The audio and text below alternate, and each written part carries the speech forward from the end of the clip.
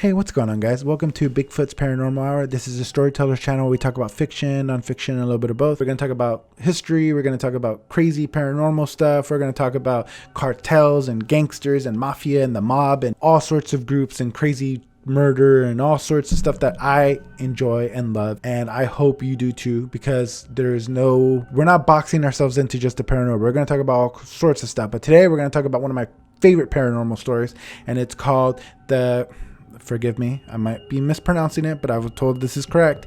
It's called the Cowman of Copalis Beach. Now, Copalis Beach is in Washington, and it's a beautiful area. I looked at the pictures. It's gorgeous. I'll post some pictures in the video. And without further ado, let's begin. This is going to be just straight up me reading it. And before we actually start, I want you to like and subscribe and hit the bell icon, blah, blah, blah. The same stuff that everybody tells you. I apologize again. This is the Cowman of Copalis Beach by S.D. Baker. So without further ado, let's begin. My dad worked in the timber industry his whole life. His father was a logger, and he grew up in and around the woods. My dad also started his own logging company when he was 18, and has owned and operated shake and shingle mills from Oregon clear up to Thorn Bay, Alaska.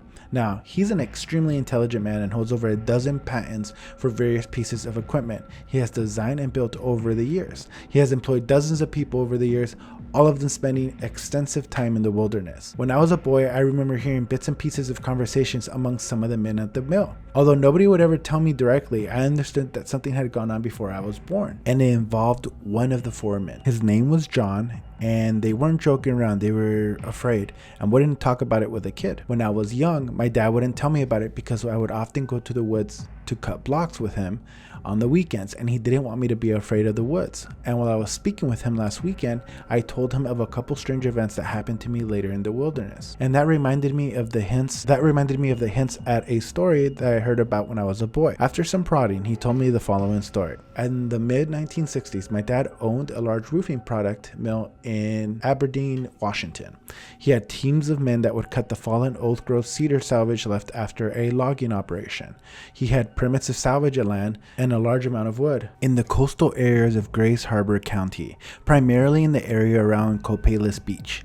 Several of the men on his cutting crews lived in and around Copalis Beach.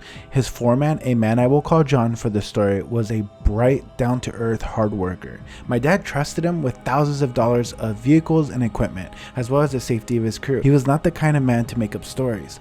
On Monday morning, sometime in July, John was several hours late for work. This was highly unusual, as he was always there early, getting the saws and trucks ready for the day. My dad said he was visibly shaken up, and when he asked him what was wrong, he asked my dad to go in the office so the others wouldn't hear them. They went in, sat down, and John simply said, "Something destroyed our house this weekend." My dad thought he said someone broke into the house, and asked John if it was someone he knew. John said, "You don't understand. This wasn't a person. It was I don't know what it was, but it completely trashed the house. The family is going to stay with my brother and Elma for a while." My dad asked him to explain what had happened. John said that when he got home from work Friday evening, his youngest son Tim, who was around 4 at the time, told him that he saw a big cowman walking at the edge of their field that afternoon. He thought the boy meant cowboy because some of the neighbors wore cowboy hats when they were out in the sun. He asked him if the man was wearing a cowboy hat, and the boy said, "No, Daddy, he was a cowman, furry and stinky like the cows." He asked his wife if she knew what he was talking about, and she said Tim was playing on the porch that afternoon, and when he came running in, said the cowman was stuck on the fence. He was very excited, so she went out to see what he was talking about. She said as she opened the door, she was hit by a horrible smell, like wet dogs and garbage. Tim was pointing across the field opposite of their house and said, "He got loose." She looked where he was gesturing, and you could see that the top strand of barbed wire was bouncing up and down, as if someone had just pulled on it really hard and let it go. She didn't see the cowman and noticed nothing out of the ordinary except for the smell. She told Tim to come inside to play for the rest of the night. She felt uneasy and a little scared. Their older son, John Jr., who was 12 at the time, was at a friend's house and walked home a short while after Tim saw his cowman. He told her somebody had followed him home, walking in the woods off to the right side of the road. He had never seen who it was. They would never have left the woods. They never left the woods. And he said it had to be a really big man. He could hear large sticks cracking, and the footsteps were very heavy. Once he got to the driveway at their house, where the woods stopped, at the field where his brother had his sighting, the footsteps stopped, and John Jr. never saw anything. He was pretty shaken up by the event and wanted his dad to go out to the woods and check it out with him. Later that evening, John strapped his .357 and took his older son into the field to have a look. They both walked to the area where the cowman was supposedly stuck on the fence and walked down the fence line looking for anything. They came upon a large clump of long reddish brown hair tangled in the long top strand of barbed wire. He tried to pull it off, but it was really tangled up. So he pulled out his buck knife and sawed it off. He said the hair was over a foot long, real coarse and stringy. There appeared to be a bit of flesh matted in the clump, and the top wire was pulled loose from one of the posts. Whatever was hung up on the fence was very big. He handed the hair to his son to hold, and they climbed through the fence and walked through the woods. He said he was looking for any signs of tracks on the ground. This hair looked like it was from one of the horse's mane or the trail. The ground was a solid grassy field, and there was no hoof prints or any other tracks he could see. The edge of the woods began about 10 feet away from the fence line, and they entered a small game trail that deer frequented. It was around 8 at night, and in the woods it was getting to be fairly dark. They walked for a ways, and soon they could smell the rotting garbage wet dog odor his wife reported earlier. John said that he got the feeling that they were being watched. The hair on the back of his neck was standing up. He told his son that they should head back before it got dark, and the boy didn't argue. As they began walking out, they could hear heavy footsteps off to their left. They stopped, and the footsteps stopped. They walked on nearly to the clearing, and John whispered to his son to run like hell to the house on the count of 3. John Jr. nodded, and John whispered 1, 2, 3, and he gave his son a push in the back to get him started, and then spun around and raced off on the trail in the opposite direction towards the footsteps with his gun drawn. Off the trail, the underbrush was super dense with ferns and brushes. He had a hard time making headway, but as he got closer, he could hear it moving away from him, deeper into the woods. At this time, he told my dad that he thought it was a vagrant, I can't pronounce that, camping out in the woods and possibly scoping houses out to rob at night. John was a big man and capable of taking care of himself in any situation, and he had a large caliber handgun,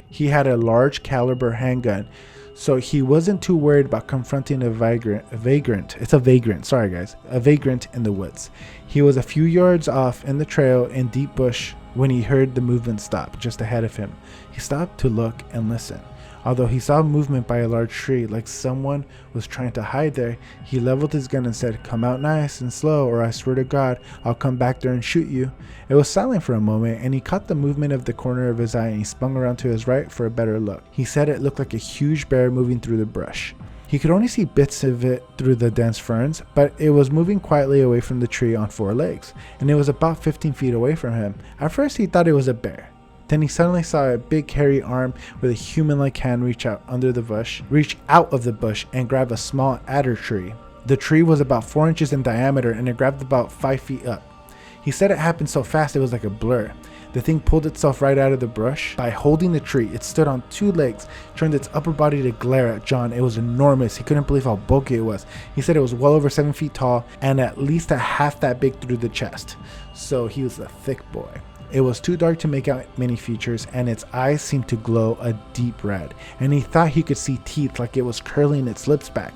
And it stood for just a brief moment, and he lunged ahead, pushing back on the tree with tremendous force. The tree snapped loudly, and it crashed into the trees around it, getting hung up in branches and not falling to the ground. It then disappeared into the deep brush with frightening speed, sounding like a bulldozer with no engine sounds. John stood there in shock, his gun temporarily forgotten. Then he realized that it was heading towards the house, the way his son had just went. Oh man. He turned and ran to the trail, hoping to gain ground on it, and it cut it off before it reached the clearing. He hit the trail and ran as fast as he could towards the clearing, all the while hearing the creature trash through the brush on his side.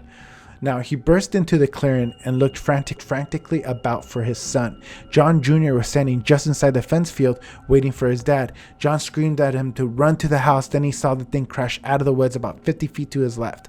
It crossed the 10-foot clearing and stepped over the fence in 2 strides, and it was running towards the field parallel to his son in a matter of seconds. John screamed at his son to run faster and took aim at the creature. He didn't fire because he was afraid he would hit his son or his house, so he vaulted over the fence and ran in pursuit of them. He could see it angling towards his son and knew that there was no way that this boy was going to make it to the gate before it cut him off. In desperation, he pointed the gun at the ground to his side and fired as he ran, hoping to scare it. It veered more sharply towards his son, and it put on an enormous burst of speed. He heard his boy scream as it seemed to collide, and he saw that the creature dipped its shoulder down a little bit, and suddenly John Jr. was airborne. He flew about 10 feet, then hit the ground rolling. The creature never paused. It continued to run at amazing speed and it looped back towards the woods. Once the line of the fire was clear, John stopped and squeezed off the remaining 5 rounds at the retreating creature. He was pretty sure all shots went wild. The creature never made any sound or slowed down and was soon over the fence and back in the woods. He reached his son, who was shaken up but not physically hurt. He asked his dad if it was a bear. Apparently, little John was so busy running for the house that he didn't see the creature running after him. He said something big and black suddenly ran into him, and he felt a huge paw hit his bottom, and he said he felt like he was falling. John pulled his son to his feet, and they ran through the gate into the house, locking the door behind him. They were both out of breath and white as ghost. His wife was screaming at him, demanding to know what the gunshots were for, and they were all right, but before he could catch his breath, he told her to make sure that the back door was locked. He was going to call the sheriff. He went to the phone and began to dial the number, and that was before 911, then stopped and wondered exactly what he was going to say. He hung up the phone, realizing what an idiot he would look like if he told the sheriff the boogeyman had just chased him out of the woods. He told his wife that it was a large animal, possibly a bear. He didn't know how to tell her that her 4-year-old son was right. His Cowman was real, and it was more frightening than anything he could imagine. He told him to keep all the doors locked and stay away from the dang windows.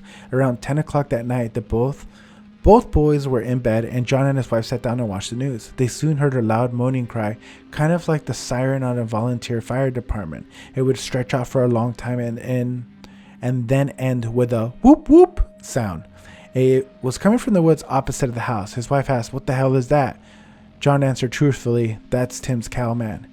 He then told her the full details of what had happened, and she immediately wanted to call the sheriff. He persuaded her that they would just sound crazy and he would handle it himself. She reluctantly agreed and told him that she didn't want either of the kids to go outside until this thing was gone.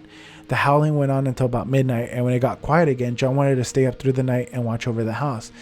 But he had a long day at work, and the excitement from earlier had worn him out. They went to bed about 1 o'clock in the morning, and no further problems happened that night.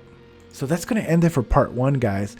I'm learning how to read directly from the monitor. I even moved my 32-inch monitor up closer so I could read well, but I have dyslexia, so please excuse me. I make mistakes, but I promise you I'm going to get better, and I'm super excited to finish the story.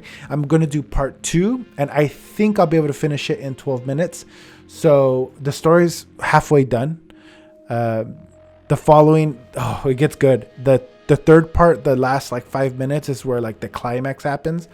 And I honestly wanted to cut out SD Baker and his dad nonsense and like the mill. So much of the story it just adds to the story, and it adds to the length of the story, but it doesn't really give you it doesn't give you anything else like that's really important. And you can honestly cut out half the story, but I want you guys to get the full picture because I made a video of me summarizing it. So if you want to listen to that video, it's one of my earlier videos. It's bad.